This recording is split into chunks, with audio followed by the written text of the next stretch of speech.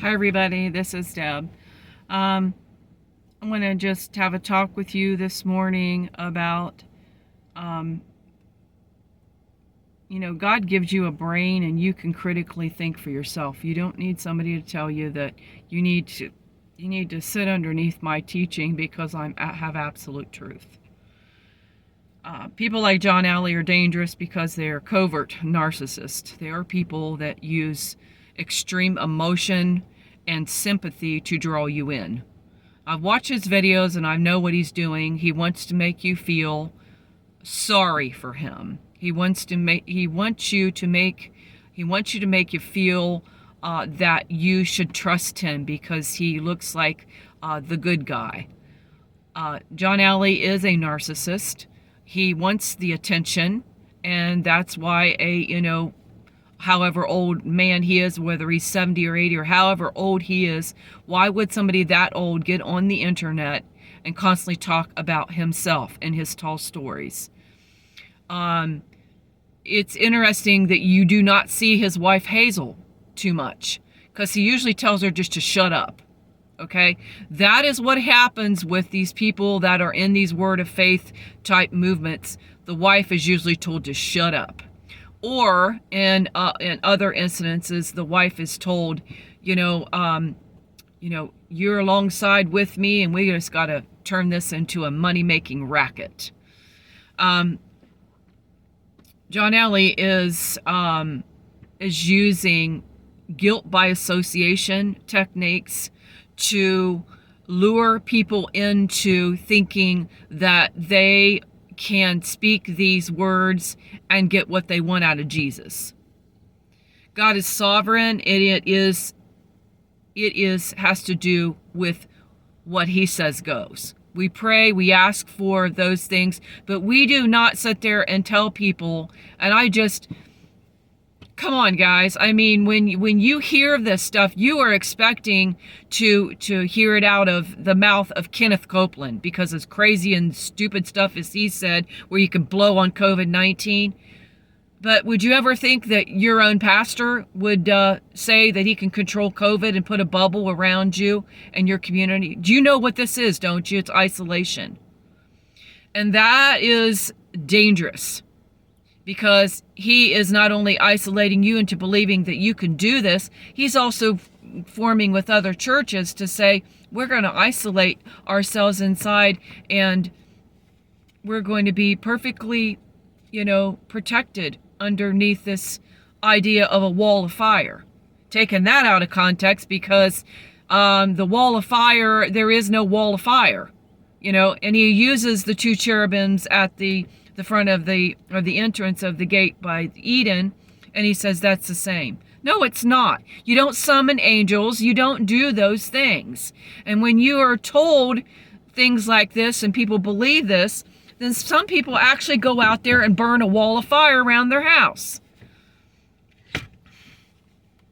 So I'm just going to say this, that he has not only put people in the mindset to believe they're little gods, he has put our best friend in a position he could have perished in a bushfire last year. Do you understand how serious this is? This isn't just about somebody talking about COVID-19 and blowing on COVID-19. Oh no, this is somebody telling you that you can stay behind and burn a ring around your house and your neighbor's house, and you're gonna protect everybody. And here's how sinister it is. You're coming back from that bushfire that's been creeping clear up to the front of, where our house is, and right behind us in Bungadar was just completely burnt, and because of that bushfire that took place, and instead of our neighbor taking shelter and getting out of the way so that the volunteer firemen and those people that are firemen that can take care and control the fire, he'll listen to John Alley. He'll listen to John Alley and his crazy tales that you should form a wall of fire around our home. So this is what happened, and it just blows my mind that he do this. He burnt a ring clear around not only our home, but his mom and dad's homes, his homes. And he stayed there while his family was over there in that church in Rockhampton, worried to death that something's going to happen to him. But he said, I felt the power of God all over me. I felt protected. And I was just like, he really thought that he was a disciple, that he was like this apostle that was, not going to go through the fire. This is a friend of ours. What if something happened to him? Are people going to wake up to this nonsense? Are they going to wake up?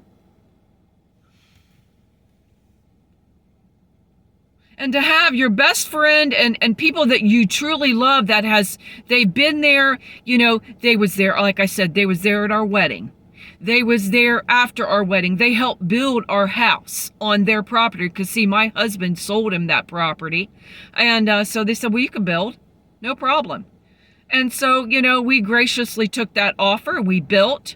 And then, what a perfect opportunity for John Alley to put that in his head, the neighbor's head, that, oh, you know what? Why don't you invest on seaside property?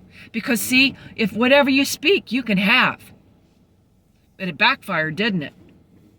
Because I wasn't about to tell them that they were going to take our house. Oh, no, it's an investment. Oh, yeah, such an investment. It could have took your house. It could have took your mom and dad's trailer. It could have took everything. Where is that a Christian thinking? No, it's about greed. It's about money. It's about, I got to have new cars. I got to have new. And not recognizing that you put not only your own family in jeopardy. You could have burnt down that trailer there. You could have burnt our house down, which, now it's not even our house because we walked away from it because of all the insanity. And then since when?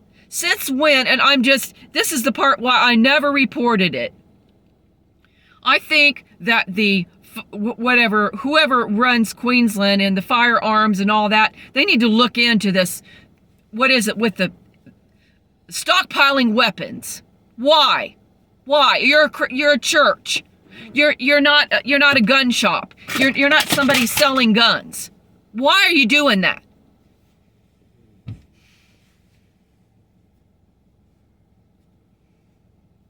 And then when you go down there and you walk down there, and there he is with one of the people out of the cults standing there, and they are shooting guns with sights on them, and I'm asking them, was that you shooting the gun? Because it scared my dog off, and he got all nasty. Well, was that you? Yes, it was me. Nasty, nasty, nasty attitude.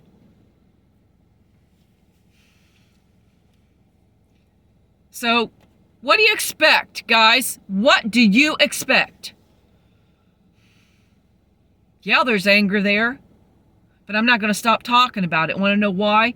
Because it is traumatizing to recognize that man and that church has that much power and drawing that many people into believe that they got to form a doomsday cult.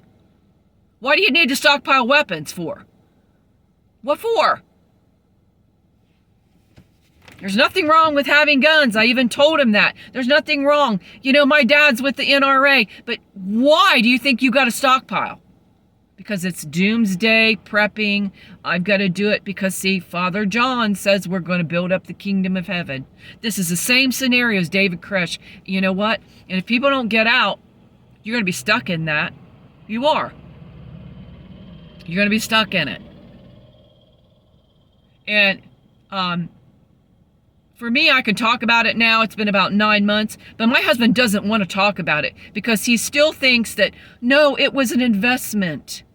It was a property investment. There was nothing wrong with it. We won't lose our house. He literally thought that we couldn't lose our house.